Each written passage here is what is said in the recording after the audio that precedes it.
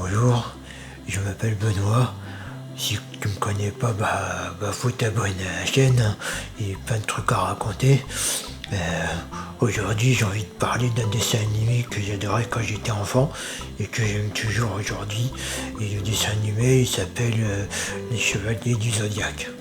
Voilà. Si tu connais pas, c'est ça. Ouais, voilà. Voilà. Tu te rappelles, Les Chevaliers du Zodiaque. Alors c'est quoi l'histoire? En fait c'est 5 garçons orphelins qui vont s'entraîner à l'autre bout du monde pour devenir des chevaliers du zodiaque. Ça leur donne plein de pouvoirs, de la lumière, de pouvoir.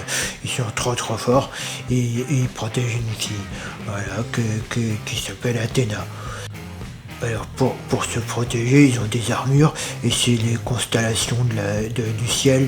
Et le héros, c'est Pégase, j'ai montré. Lui, son armure, ça devient un cheval avec des ailes. Voilà, c'est bizarre, mais c'est comme ça. Voilà. Par les météores de Pégase.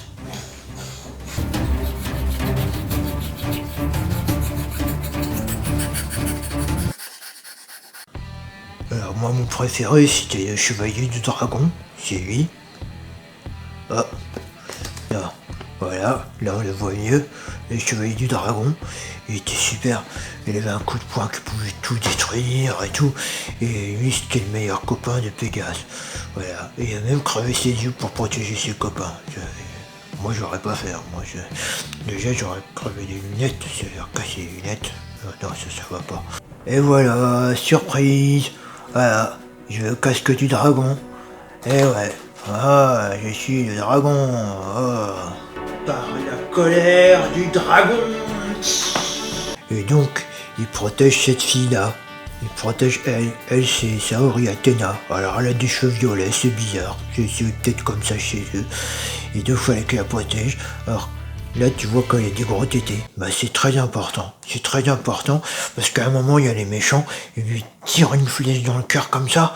Et heureusement, elle avait des gros tétés parce que ça arrêtait la flèche, sinon ça aurait touché le cœur. Par exemple, ça aurait été Jane Birkin, elle serait morte sur le coup, hein, c'est obligé. Hein. Et donc après, ils doivent se battre contre les 12 chevaliers d'or. En fait, c'est des gens et constellations, c'est l'horoscope.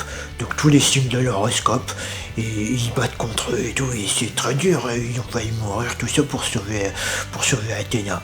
Mais ils l'ont sauvé.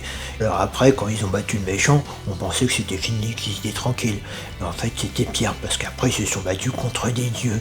Et alors les dieux, quand il y en a un, ça va. Mais c'est quand il y en a plusieurs que commence à y avoir des problèmes. Oh, j'ai entendu cette phrase-là. Ça doit être des conneries à la télé. Quoi, maman? Non, j'ai pas dit conneries. Pardon, maman. D'accord, je vais écrire des lignes, maman. Oui.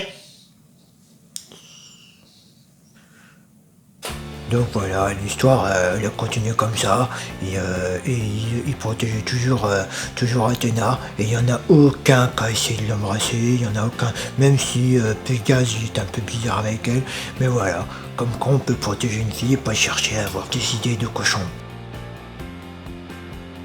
Connerie à la maison. Maman? J'écris encore combien de pages? 3? D'accord, maman.